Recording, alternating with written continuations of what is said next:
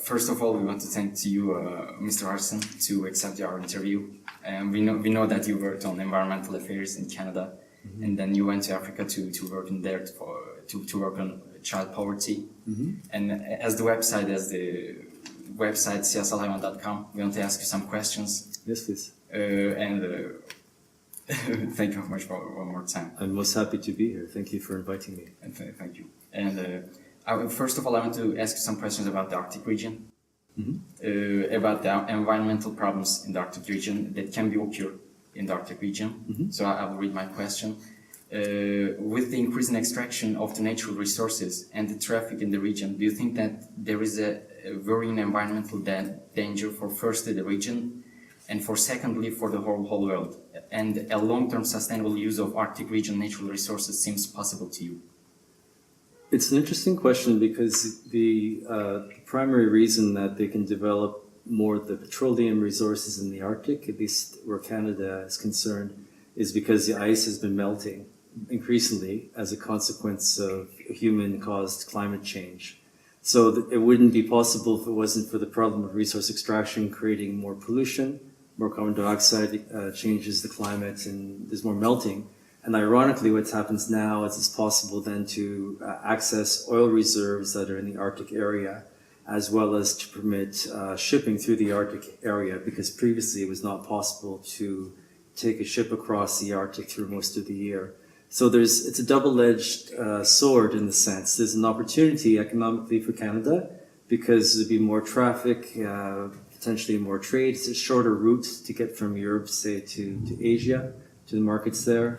At the same time, if oil is being produced and shipped through the area, there's a serious question about environmental dangers because of oil spills in that kind of climate and that kind of rough sea conditions and the very sensitive ecosystems. It would be a really catastrophic problem if there's an oil spill, and it's very, very far away from most of the major centers in Canada or even other countries. So to clean something like that would be almost impossible. In that part of Canada, there's also a lot of populations of First Nation people who rely very closely on the land. So the impact of any kind of oil spill, any kind of pollution is really made far, far worse for those people. And they're quite vulnerable. They're often relatively poor compared to other parts of the country right now.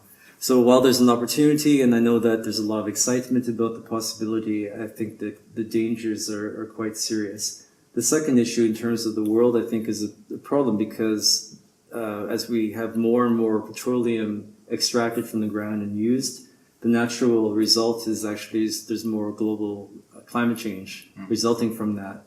So in a way, the last thing that we want is more oil to be extracted and burnt, even if they do it in a sustainable fashion, as the oil industry says. Oil itself is not really sustainable. We cannot continue to keep putting carbon dioxide and other greenhouse gases into the environment and expect life to continue as it is. So there's a problem of people really looking for short-term gain, but really we're going to experience a lot of long-term pain. And it won't be only in Canada that this is felt globally, and other places that are increasingly seeing the effects of climate change upon how they live, for agriculture, for natural resources, for water, those sorts of things. Already in the Arctic, though, because of the dynamics, the sort of biophysical dynamics of climate change, the effects are felt more there because the extent of temperature change in Arctic regions is earlier and is more extreme. And so you're seeing many changes already happening in those areas. And we're looking at questions of species extinction, we're looking at questions of stability of landforms as the Arctic permafrost. It's a part of the ground that's always frozen. That starts to thaw. It's a very, very complicated problem. So I think personally it would be better if we did not develop some of those resources, then we would slow things down and we would look to some alternative sources of energy. Mm-hmm. Thank you very much, sir. And I'm going through the second question. The second question is about Canada's future. Mm-hmm. We know that Canada is even now a rich country, and we think that Canada will become even richer with the use of the Northwest Passage and as I just mentioned, the extraction of the natural resources of the region, of the Arctic region. In case of power loss of the United States of America, because you know that USA economically continues to grow, but United States of America start to have some minority problems or other social problems.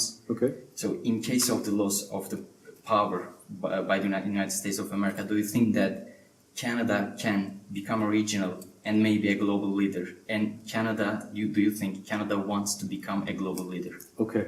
So there are a few parts to the question. Let me start with, I think, the second one, in terms of the United States, because it's difficult to say. People talk for many years now about the decline of American hegemony, the notion that the America is not as strong as it used to be. It emerged from the Cold War as the only superpower for a time, as the Soviet Union collapsed and Russia fell into pieces with its other areas. Now we see the reassertion of Russia, maybe flexing its muscles a bit, trying to be more influential.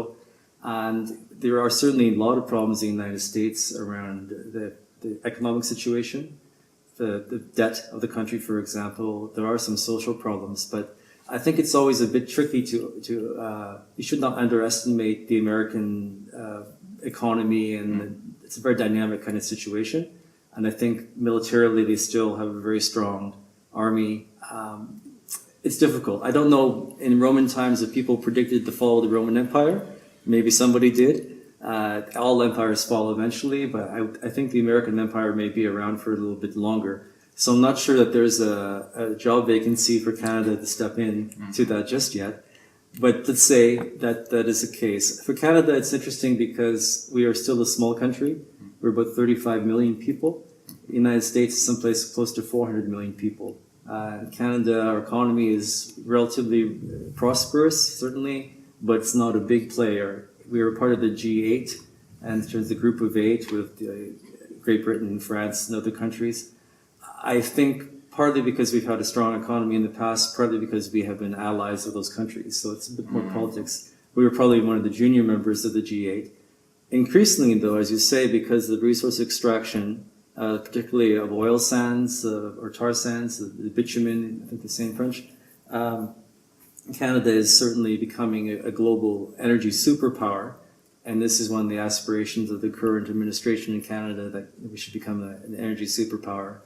And I think it's possible, to see some of the numbers and the growth in production of oil sands.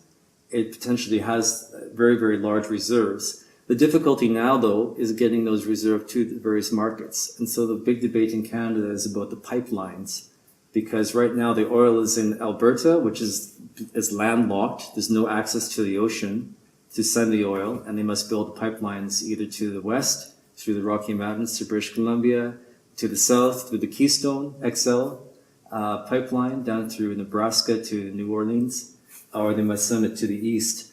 And all three options have various problems. Certainly environmentally, pipelines always present some dangers, although they're probably better than sending it by the railway. Politically in Canada, the issue of First Nations claims to the land, these are the first people who lived before the Europeans came. Many of those have not been settled, especially in the province of British Columbia.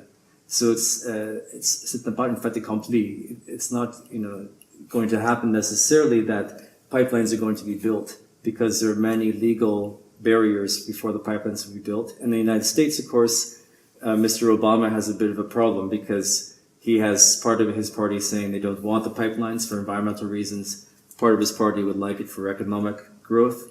And then there's, of course, the Republicans who now have control of the Congress. So there's a lot of things there that it's not straightforward what's going to happen with Canada. I think the only sure thing is that those oil reserves are there, and there's pressure to eventually develop them. So it's possible in the future that Canada could play a bigger role. But the last thing I would say is that part of the identity of Canada, I don't think we don't see ourselves as Americans. We're not so confident. The notion of Canada to become a superpower we kind of find amusing, because we're too polite. Mm-hmm. We would be the polite superpower. Oh, sorry. We always be apologizing. I'm not sure it's part of our demeanor right now. The government in Canada, this last government, Mr. Harper, has put a large emphasis on the military history of Canada. We are commemorating wars that Canada fought in that we didn't pay a lot of attention to. There's a big focus on the military right now. So I think they're trying to push in that direction, but for a lot of us, it's not who we are. It's not our history in a sense. So it's interesting. I think it's a hypothetical question, and I think it'd be interesting to ask in 20 years and see where America goes and where Canada goes and how we fit in. But at this point, I can't see that. I think we're also in the multipolar world now. We see the rise of China, you see Russia, you see the other BRIC nations in Brazil, South Africa, India. It's changing. It's a very different kind of world. Even Turkey is going to assume a position of prominence in international affairs and economic activity. So I think it's very interesting times to be alive. Quite dynamic. Okay, yeah, so at the beginning of your answer, you gave some demographical numbers, such as Canada has 35 million inhabitants. Approximately, yeah. Yes, and if Canada wants to become, just to say something, okay, if Canada wants to become a global power, and if Canada wants to accept more immigrants to our soils, do you think that Canada can have some ethnical problems in the long term? It's interesting. We have a long history of immigration. My mother immigrated to Canada in 1952 from the Netherlands. Most of my friends would be one, maybe two generations from immigrants. Their parents or their grandparents came as immigrants. So we are a nation of immigrants, except of course for some people like my father's side have been in Canada for 6 generations. And of course for the First Nations, for the Aboriginal peoples, they've been there for 10, 20,000 years. But for the most part, it's a culture that generally accepts immigrants quite easily because everybody's from someplace else. And I think it's quite peaceful. People are quite accepting, and there's large tolerance of new people coming to Canada all the time. We value the richness of that, whether it's my children go to school with many different people, or that I can go to any restaurant. If you go to the city of Toronto, for example, there's all sorts of people. It's like the United Nations. It's one of the most diverse cities in the world. So there's no trouble in terms of the conflict. I think people can generally accept immigrants. It's natural for us. It's just who we are. I think the issue would be more about the capacity to provide for people, for jobs, for social services. Because what's happened in Canada is many people want to come there. It's a very beautiful place, safe place. But then it's almost like admission to university. The criteria to come to Canada have increased. And so we've asked people to come with PhDs, with their medical certificates, but when they get to Canada, they cannot get a job. So you find many taxi drivers, they have a PhD from someplace, and they're very frustrated because they're not able to use their talents. Doctors coming to Canada, it's a very difficult process to be able to become certified. So I have friends who came to Canada as some of the best doctors in their country, they can't work. So it's a very frustrating place like that. So I don't think we're quite ready to economically to integrate people as well as we should. But I think potential is there. We are a small nation, an aging population, and in order to support some of the social programs that we value, we do need immigration. So I think we'll always be accepting of people. And I said the social problems, I think it's less than in other countries. I think in Europe, the debate is much more heated than what it is in Canada. I think we're fairly relaxed about it. So now we're going back to the Arctic region one more time. Okay. I'll ask you a question about the future of the Arctic region.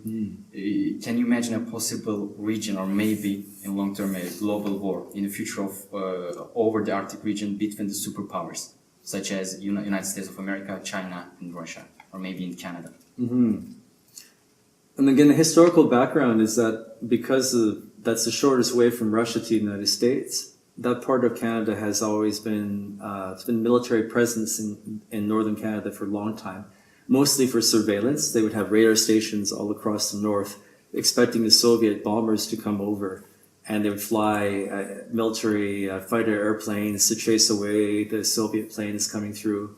So there's a long history of concern about that. But to your question about if the sea lanes are opening, there's more traffic, then yes, there is definitely potential for some tension or conflict.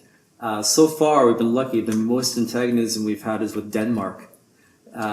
which is not a very threatening country. But there's one island that Denmark claims and Canada claims, so the Danish soldiers came and put the flag on, and the Canadians would protest about that. Certainly there is American and Russian military presence in both places. So I think there's potential there. It depends again on the claims to the seabed. So one of the discussions going right now is whether which sections of the ocean would belong to which country. And so they have cartographers and geographers who are doing studies to determine how far the seabed extends, say, from Canada. So we can say, oh, Canada goes into the middle of the ocean because this is the same piece of land down to the bottom. And so it's a bit of a game because they're both trying to draw some lines around that. Mm-hmm. The preference, I think, would be is that we would manage the Arctic like we do the Antarctic. So in the Antarctic, no country can lay exclusive claim to that area. It's an internationally protected area, and there's cooperation around that. And I think because of the function of the Arctic, it would be preferable if we could have some kind of joint administration about that. The Arctic serves as a place both for species and fish and other creatures, but also it's a place that helps to cool the Earth. It's part of the air conditioner for the planet. And it would be good if that was something that we protect as a joint resource and would not be fighting over it, but instead find a way for cooperation. It's too important to sort of treat it as if it's the old age of empires in a way. Mm-hmm. Now I'll ask you one more time a question more environmental about global warming. Nearly everyone, every specialist has a bad scenario about the consequences of the global warming. Mm-hmm. But can you say that this phenomenon can have more positive effects on Canada than negative, such as the appearance of new soils for Canada? Or Well, it's interesting because the term global warming was first used initially because the general trend is that the average temperatures of the atmosphere and of the oceans are increasing over time. Certainly over the geological record, if you look millions of years back, and there's been a large increase over the last 200 years, which coincides with the use of coal and oil and other fossil fuels, which is why there is a very strong opinion that it's human-induced global warming. But the term global warming is tricky because just because the average temperature is raising doesn't mean that it's always a question of things getting hotter. So increasingly we prefer to use the word climate change because the climate is changing, but it's not necessarily always an increase. What you see is, yes, there's average temperatures are getting higher, and local temperatures may be hotter, but there may also be more variability in temperature. So in Canada, we see now much more dramatic swings in the temperature. It can be mild, then very, very cold, and then 2 weeks later, a week later, it can be very mild again during the winter. So our snow is not even consistent. So we see this in a small way. In the Arctic, it's even more extreme. And if you find this everywhere in the world, that the changes are not in one direction, they're up and down. It's less predictable. And in Africa, where I was working in Tanzania, they saw climate change there is that the rains did not come when they were expected. Previously, the rains would come every certain months, twice a year. They had long and short rains. Farmers were saying, we don't know when the rains are coming anymore. So it's not just heat.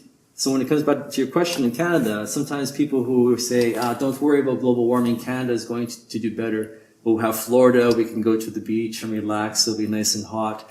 What they're forgetting is that it's not just getting hotter, there's changes, lots of swings in temperature, and they're only focusing on one aspect of temperature. What we need also is good soil, we need good precipitation, we need predictability in the weather. So if you're a farmer, even if it's warmer, you don't have the proper soil to grow the ground. So the ground itself, the dirt is the wrong kind of dirt.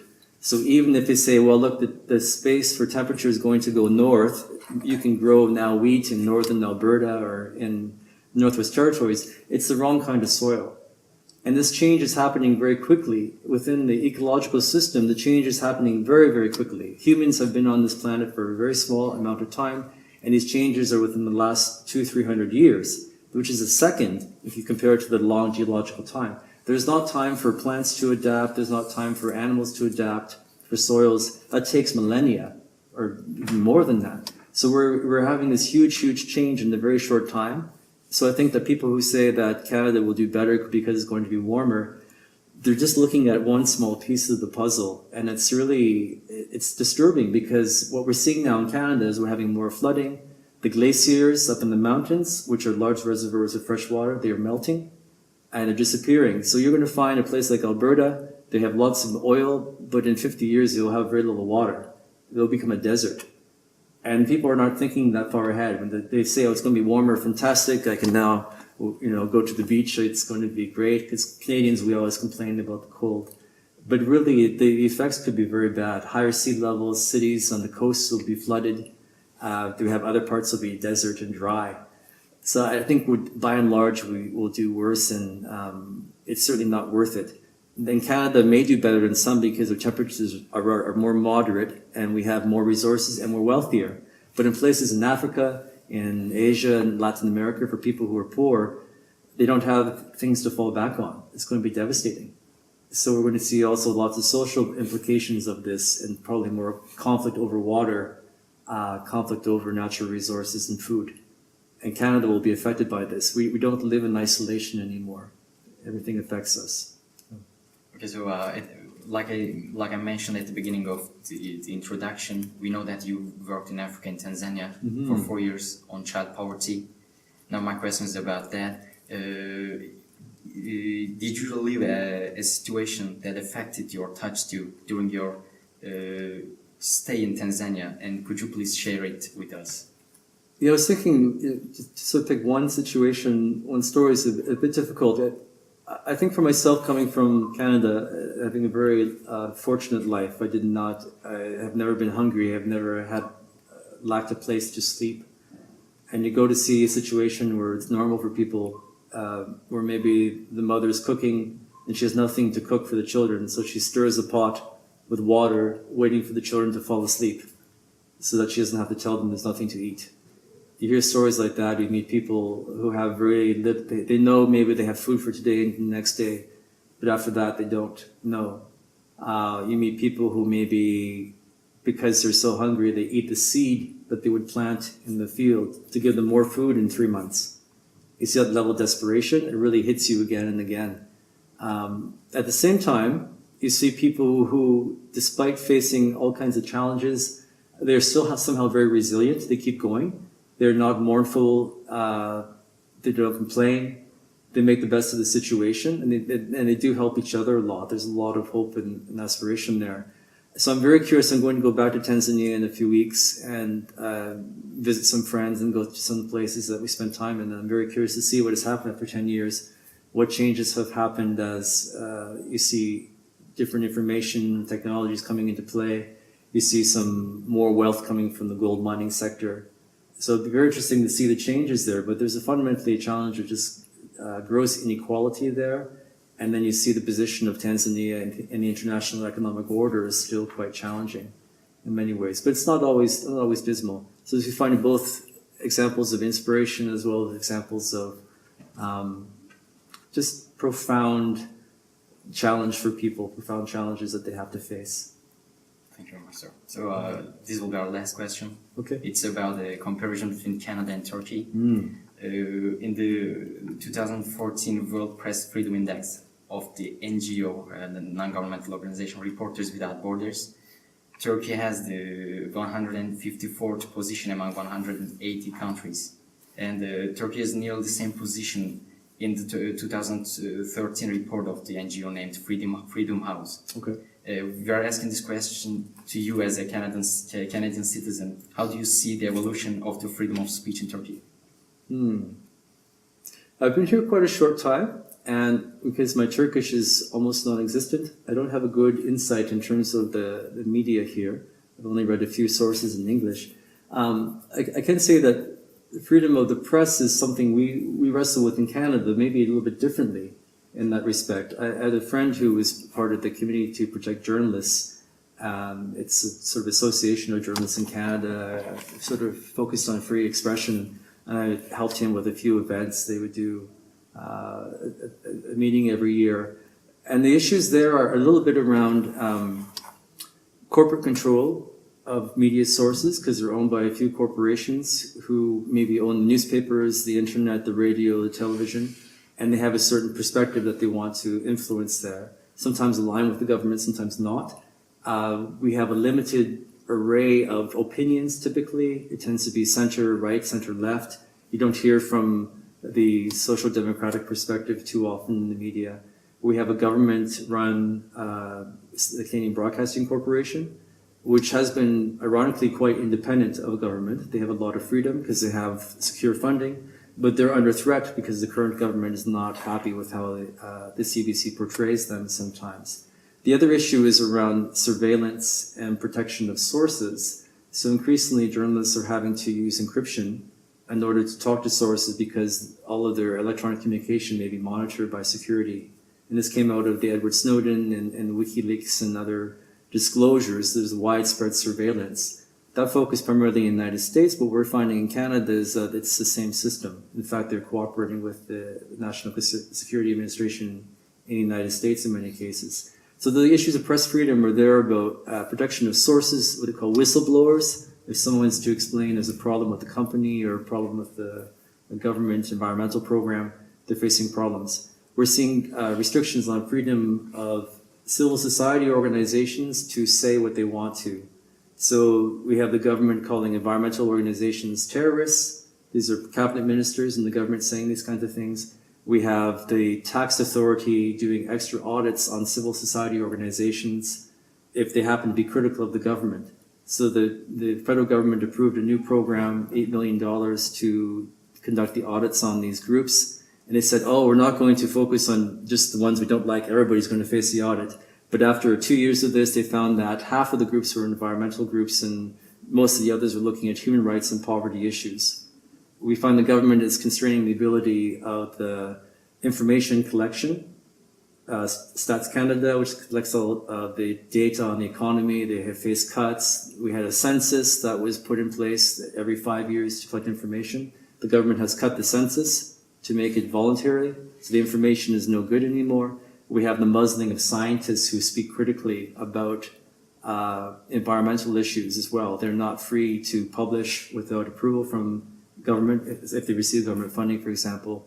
And then we have self-censorship because people are afraid so they don't say as much. So our issues that are really prominently at play here, I think especially in this current government, civil servants are not allowed to speak their mind or to say something critically online or in the media. So it's quite chilling. So the only takeaway I can say is that this is an issue for every society. It's maybe different in every society. We don't have a problem in Canada currently of journalists who maybe are imprisoned. That's not our issue right now, but it's something we should be on guard against. And there are many ways that governments and corporations may determine to control what people think and say. So it's very important to have free expression, very important to have means of everybody having a right to say what they want to. And we need to hear diversity of opinion, even if I don't agree with it. I want to hear from an opposite perspective because how else will I challenge my perspective? The government, I think, needs to hear from the opposition because the purpose of Parliament is to have a good discussion to improve the policy, not just to push it down or to defeat it, but to make it better. But if they don't want to hear from the opposition, they make bad policy decisions. And we're seeing that in Canada increasingly. The government makes terrible decisions because they're not listening. They don't want to hear from people. So that's how I see it manifest here. I think the comparison with Turkey might be more with other countries in the region and look at the context. The context is so very different here. So I don't think I could really speak as a comparison, but we have similar challenges in Canada maybe, and I hope you can sort them out here too. Thank you very much. So, Mr. Hodgson, we know that now you're in the middle of your sabbatic year, and yes. You're trying to travel all over the world with your family, and you accepted our interview during this time on your holiday. So we thank you very much one more time at CSLI.com. Oh, I'm very happy to come. It's very interesting and to learn more about your project. So thank you very much. Thank you very much. Teşekkür ederim.